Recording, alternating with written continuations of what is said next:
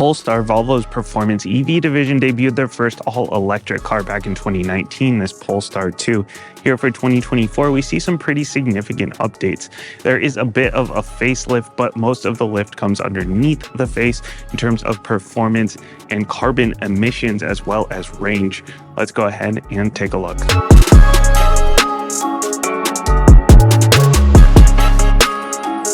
We're going to start out under the hood here. Clearly, this thing has a full-on engine delete, a little bit of a frunk here. You can throw maybe a charging cable, a couple of small bags. But we're going to talk about performance while we're here because this just feels like the most natural place to talk about performance. Now, new for this year, the single motor version of the Polestar 2 is actually rear wheel drive instead of front wheel drive. Last year, it would have been front wheel drive. So that's good in terms of driving dynamics.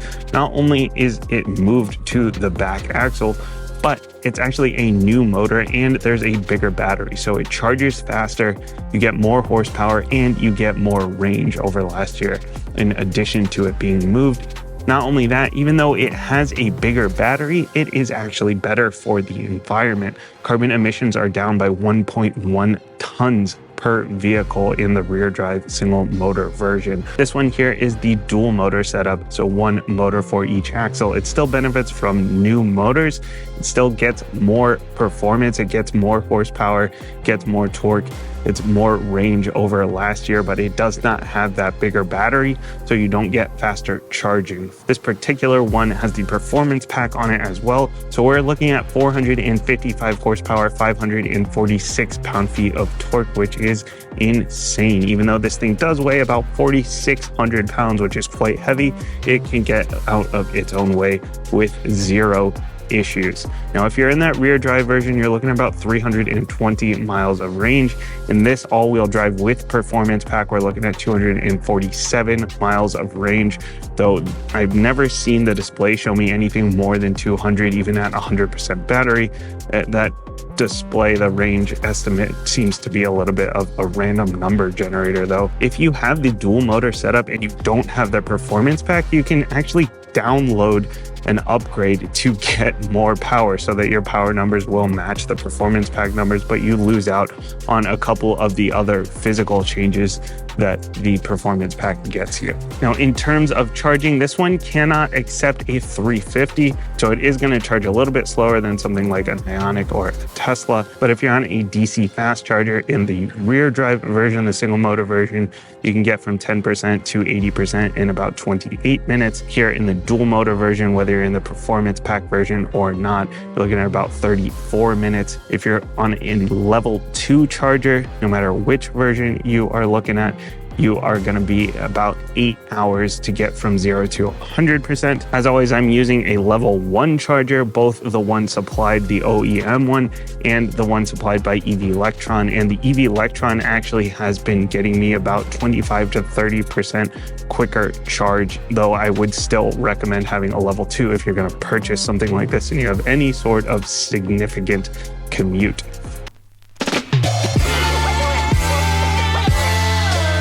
From the side here, this thing feels like it's pretty big when you're standing next to it, but it is actually pretty small once you get next to some other cars. This one is 181 inches overall, which is about a foot shorter than the Ioniq 6. It's a few inches shorter than that Tesla Model 3 as well. And the wheelbase here is 170.7 inches, which is significantly shorter than the Ioniq 6 and even a few inches shorter than the Model 3 as well. But when you're talking about a wheelbase, a few inches makes a pretty big difference. This will help with the handling. It'll hurt the ride quality. It affects the body roll a little bit as well. We'll talk about that a little bit more when we get into the drive portion. But because of the performance pack, we're sitting on 20s, and these 20s actually match those of the Polestar 3. I really do like the wheel design, and I like that they're sort of going for the consistency across the brand there. This one is wrapped in Continental Sport Contact 6 tires, and because of the performance pack, we have the Swedish gold brakes, the 4-piston Brembos up front, and we get the Swedish gold valve covers as well. This one is also sitting on the Olin dual flow valve dampers. What a mouthful to say. Those are actually adjustable, but you do need to get under the car, so you have to get it lifted up a little bit to do that yourself. You do get one free adjustment from the service center if you would like, if you do buy this performance pack though. And we've got touch to lock and touch to unlock on both the front and back doors going on. We do have the power folding mirrors, as you saw just now, with the LED turn signals in there, the blind spot monitoring. If you get the dual motor setup, then you get the pilot assist, which is the suite of safety features. You get that standard now. That is new for 2024, but that'll be your blind spot assist as well as a few other safety features that we'll talk about a little bit more during the drive. I do like that they put the battery size on the side as well here, Polestar 2 with the 78 kilowatt hour battery. Up in the front here is where we're going to see the most significant facelift going on for 2024, where they had sort of a grill looking thing here, sort of a checkered pattern. They said it was breathing and now it is seeing. We have this smart zone thing going on for 2024, which is where most of your active driver assist stuff is going to be living, buried in there. We've got the Polestar logo. I love their logo. It's supposed to be like a North Star. Polestar comes from the Swedish word for North Star or Polaris. I like the look down here. We do actually have some venting going on down here, as well as the parking sensors. Up here in that smart zone is your front-facing camera as well as your mid-range radar. Up here we got the full LED headlights here. I love the design of these lights. These are beautiful and they're very, very good at night. You've got the auto high beams that work very well, and you've got cornering lights in these as well, which work very, very well. If you have not experienced a car with cornering lights, it is a game changer. Works very, very well, and I love the contour through here. I love this whole front end design, really. Back end here, I love what they've done with this light bar going across and this sort of like rectangular pattern going on here. We've got the full LED taillights. We got the Polestar logo, got some parking sensors going across the back, the hidden backup camera back here. And whether you get the Plus pack or the Performance pack, now the Performance pack actually includes the Plus pack for 2024, then you also get a hands-free lift gate, so you can use the dinky little key, very plasticky and kind of cheap feeling, or you can use your phone as a digital key if you get the Plus pack or the Performance pack, and or the Performance pack since it's included. Or there is kick to open here for tons and tons of space back here. We do have a 12 volt. We've got this trunk within a trunk here where you can hang your groceries on here and have those sit in there. And then underneath we have even more space. There, one thing that is not back here is a spare tire, so something to watch out for. And we do have the ski pass through going on in there, and this actually goes all the way through. So if you need more space, drop those seats down, take this out, and you will have tons of space. It looks like a sedan, but it is really more of a fastback, liftback sort of design. And just pop that down with the button.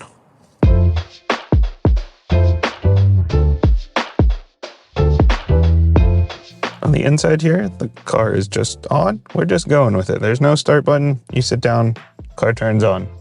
Interesting. Takes a little getting used to, but it works. Okay, into the interior here, get a little bit of Tesla vibes, get the obvious Volvo vibes since it is, under the same umbrella here.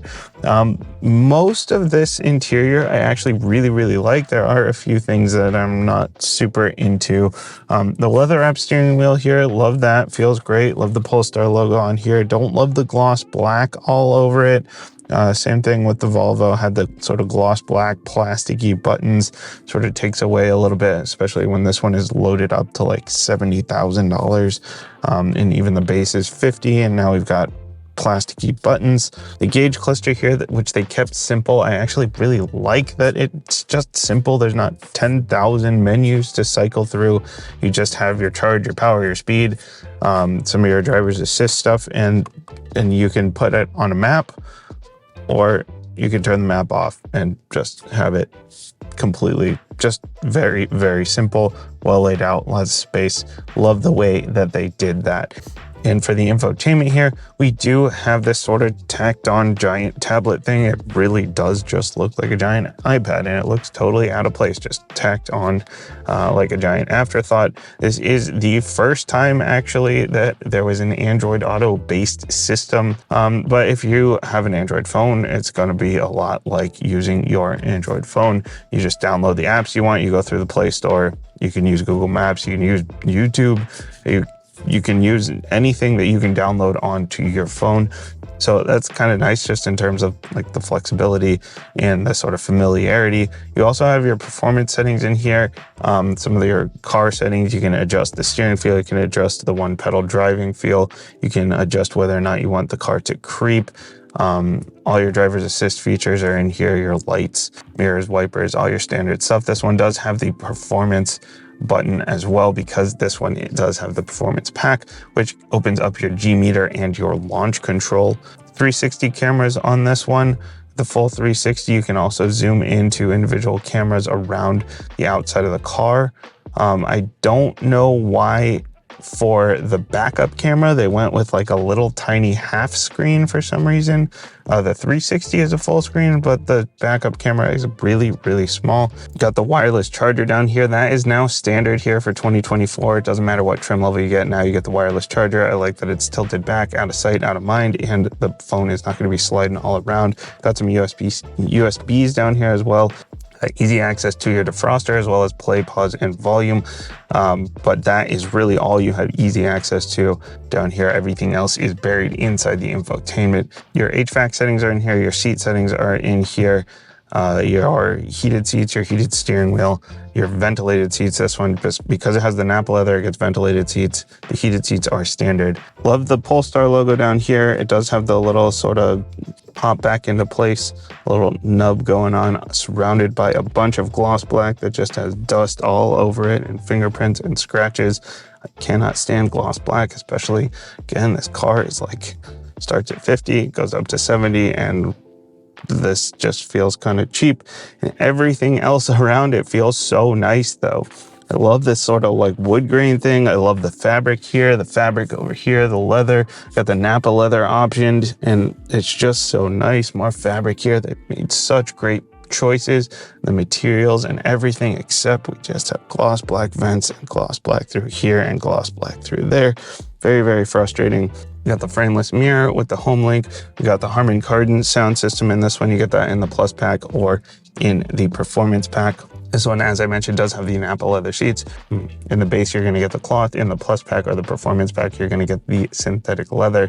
The Napa leather only come in this sort of gray color, which kind of gets dirty pretty easily, a little bit frustrating. I wish that it came in a darker color as well. I would also love to see those wool seats that you get in the Volvo. That would be really nice. But the seats are very, very comfortable. These are some of the most comfortable seats that I've been in. Power adjustable, thigh adjustable, heated and ventilated, as I mentioned. You have the lumbar support as well. Very, very comfortable seats. In the back here, they have their own vents. They do have heated seats back there in the Plus pack and the Performance pack.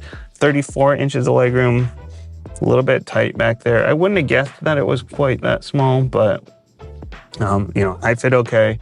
My kids fit okay, but it is a little bit on the tight side for sure.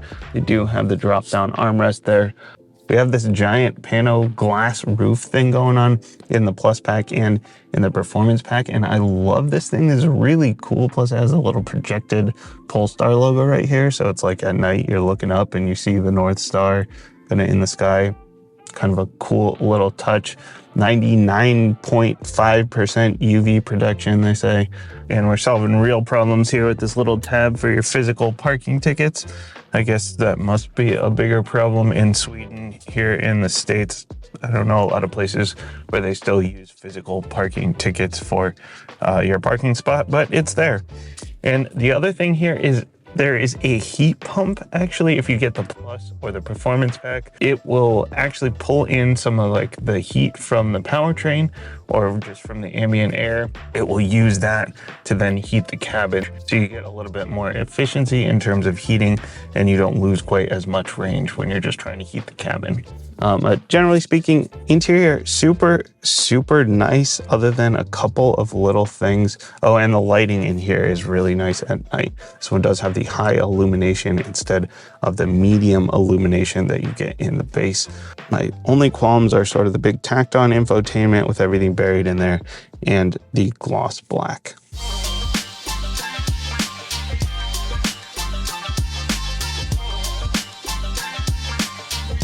It's crazy to say this, but at this point, these EVs, it's expected that it's going to shove you back into your seat when you get moving.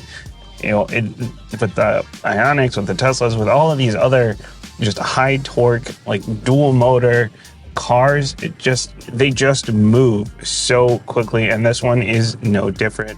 You got the motor on each axle, 546 pound-feet of torque, and is just readily available. You hit the throttle and you will get shoved hard back into the seat. 4.1 0 to 60 time on this particular one with the performance pack. Just absolutely nuts. And this one is no different. I'm glad that they did switch to a rear bias system, though. Most of your power is going to come from that rear axle. Most of the time, the front one can actually disconnect so that you are going 100% with the rear wheels. It does feel like Polestar is kind of catching up a little bit with this, because everyone else at this point either has a rear drive or an all-wheel drive with a rear bias. So that rear bias is going to help with your driving dynamics, as well as the shorter wheelbase. That's one thing this has over a lot of the competition, is that it has a much shorter wheelbase. It helps with the turning. It helps with your turning radius in general. Helps get you through the twisty, tight turns a lot better.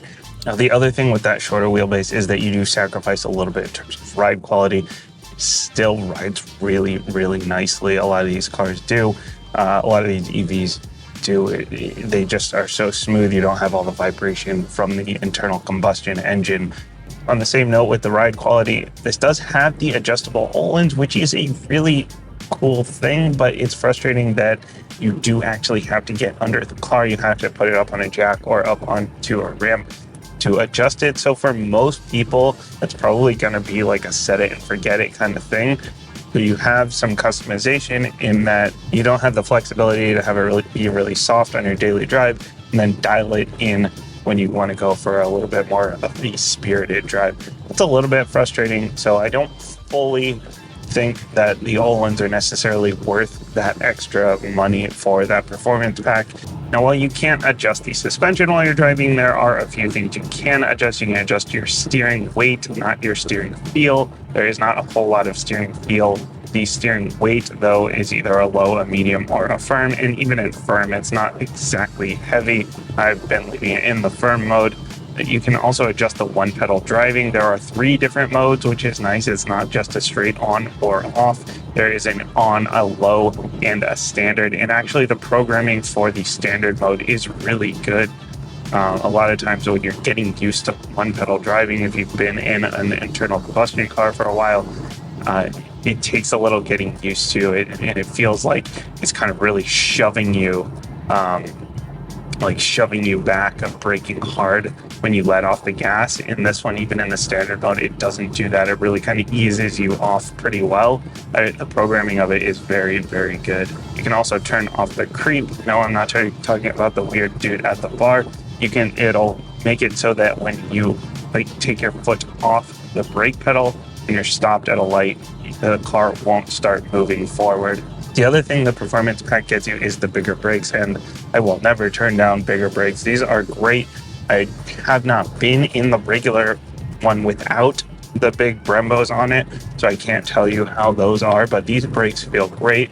Having the performance pack also has launch control. It's fun to try out sometimes. It's not exactly something that I would pay extra for. This thing is plenty quick off the line. It does sort of ease you onto the throttle when you go off the line. If you want to use the launch control, you just hold down both pedals, the brake pedal and the throttle pedal at the same time, and then you let go of the brake and it'll shove you back in your seat and you'll fly down the street. But wouldn't recommend using that when there are people around, and honestly, it's so quick even without using that. Other things about driving this thing around, the safety features, the driver's assist features are good, but not great. I feel like, again, Polestar still sort of like catching up a little bit with some of this stuff, especially the lane tracing. It has the adaptive cruise, the lane tracing or the lane centering. I do feel like every time I turn on the lane centering, I am kind of fighting it a little bit. It's not quite in the center, and I feel like I have to keep fighting it to the point where it decides that I'm trying to override it, and it just gives up and turns off. It does have the blind spot monitoring with the rear cross traffic alert. It's got all the parking sensors, front and rear, and the 360 view, which are all very helpful. And the mirrors themselves are actually quite small as well. And the rear visibility, not great. The rear visibility it's pretty tiny back there, that back window, especially because anytime you get a fastback or a liftback sort of shape, has sort of a sloping roof, and you lose out on a lot of the visibility, especially down the sides. In the middle, it's fine, but you lose out on the sides. At this point, we're pushing 70 grand when you're fully loaded out. Even at 50, I think a heads-up display should be there, or at least be an option. But the last thing here is the range. The range estimates are kind of, it feels like it's a little bit drunk here. Yesterday, I left work with 110 miles of range, and I got home 30 miles later with 120 miles of range. So it's clearly not calculating quite right. At one point, I was down to 95. So it goes in increments of 10 until you get down to 100. And then it starts going in increments of 5 under that. I got down to 95, then it jumped back up to 100. Then I looked up for a minute, I looked back down, and it was 130. So it's kind of all over the map, which is kind of disconcerting. If you have any kind of range anxiety, that is certainly not going to help. At this point, it's just like playing a video game with these cars.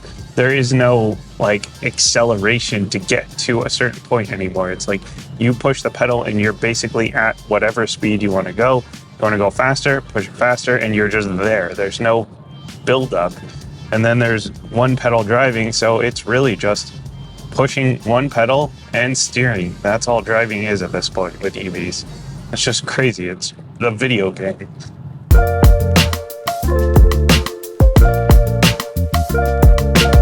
So at the end of the day here, I am a little bit more critical about some of these features just because some of the competition has it. I feel like Polestar's just trying to catch up a little bit with a few things here and there.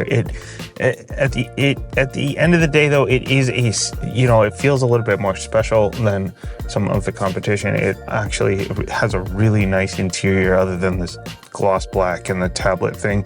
Outside of that, the interior is still really, really nice. But the ride quality suffers a little bit as compared to the competition. The lane tracing isn't quite as good as some of the competition. They're just now starting to do rear bias, which is a really big step in the right direction. But, so many of these cars feel like video games. It's getting tough to differentiate unless you can really do all of the features and all the little extras. Those are really going to be the big things to set the cars apart. So, if you want something has a little bit more of a premium feeling interior, it's more compact, might be a little bit better in the city, but I would have a tough time justifying buying this over something like an Ioniq, just because I can save a lot of money, get better ride quality, get the better driver's assist features and such, and it's still plenty quick. If you are dead set on this, I would not fault you at all. This thing is still a blast to drive, but I don't necessarily think that the performance pack is worth the upgrade unless you're really into Swedish Gold. If you really want the extra power, you can always get the dual motor and download the extra power. But the only thing for the performance pack that I think is really a big deal is probably those brakes. But again, I haven't had a chance to compare those to the regular brakes. So if you disagree with me, if you agree with me, if you have other comments, let me know down below. As always, hit all the YouTube buttons, please. That really does help me out, and hopefully I will see you next time. Thanks for watching.